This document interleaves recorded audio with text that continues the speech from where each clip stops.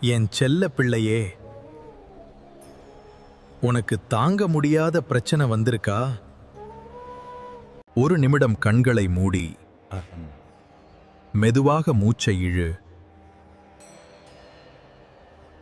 இப்போ நான் சொல்லுவதை கேள். அமைதியா இரு. நீ இந்த பூமிக்கு முதலாய் வந்ததை நினைத்து பார்.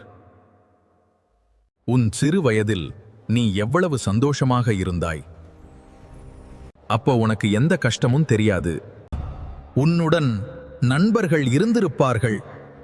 அது உனது வாழ்க்கையின் ஒரு பகுதி மட்டுமே. இன்று கஷ்டப்படுகிறாய். இதுவும் உன் வாழ்க்கையின் இரண்டாம் பகுதி.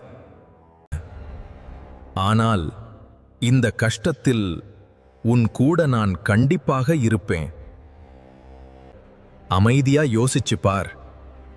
கண்டிப்பா அந்த பிரச்சனைக்கு பதில் கிடைக்கும். அது தெரிந்தால் உனக்கு காலத்துக்கும் சந்தோஷம்தான். பயப்படாதே. உன்னை நான் கைவிட மாட்டேன்.